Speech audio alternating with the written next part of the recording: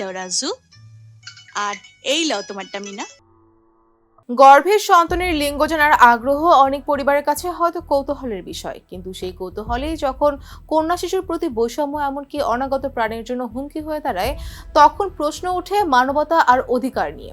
ঠিক সেই জায়গা থেকে এবার কঠোর বার্তা দিলেন হাইকোর্ট। আদালত স্পষ্ট জানিয়ে দিয়েছে, মায়ের গর্ভে থাকা শিশুর লিঙ্গ শনাক্ত ও তা প্রকাশ করা যাবে না। এই চর্চা শুধু অনৈতিকই নয়, সংবিধান ও মানবাধিকার পরিপন্থী বলেও উল্লেখ করেছেন আদালত।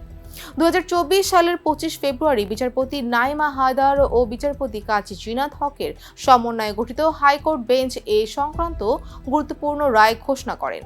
সোমবার প্রকাশিত হয় রায়ের পূর্ণাঙ্গ অনুলিপি।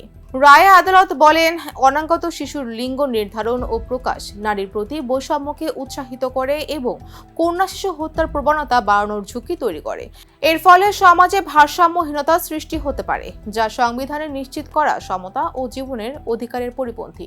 আদালতের ভাষ্য অনুযায়ী এই ধরনের কার্যক্রম নারীর মর্যাদা ক্ষুণ্ণ করে এবং আন্তর্জাতিক মানবাধিকার বাধ্যবাধকতারও লঙ্ঘন। হাইকোর্ট পর্যবেক্ষণে আরো বলেন, দেশে দীর্ঘদিন ধরে এই বিষয়ে কার্যক্রম নিয়ন্ত্রণ ও জবাবদিহির অভাব ছিল। শুধু গাইডলাইন তৈরি করলেই দায়িত্ব শেষ হয় না, বরং বাস্তবায়ন নিশ্চিত করতে প্রয়োজন নিয়মিত মনিটরিং, ডিজিটাল নজরদারি এবং কঠোর নিয়ন্ত্রণ ব্যবস্থা।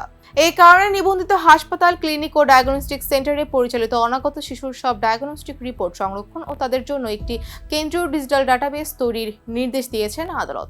স্বাস্থ্য অধিদপ্তরকে আগামী 6 মাসের মধ্যে এই ডাটাবেস তৈরির ও নিয়মিত হালনাগাদ করতে বলা হয়েছে।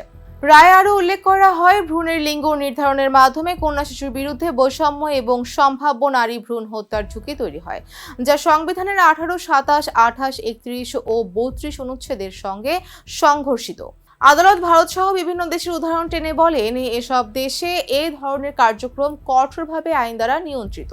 এই নির্দেশনাকে কন্টিনিউয়াস ম্যান্ডেমাস হিসেবে ঘোষণা করেছেন হাইকোর্ট, অর্থাৎ ভবিষ্যতেও আদালত এর নির্দেশনার বাস্তবায়ন তদারকি করতে পারেন।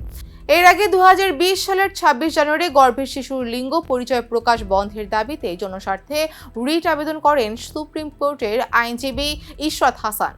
রিটের পক্ষে শুনানি করেন তিনি নিজেই। তাকে সহায়তা করেন তানজিলা রহমান, আর রাষ্ট্রপক্ষে ছিলেন deputy attorney general Amit Dasgupta.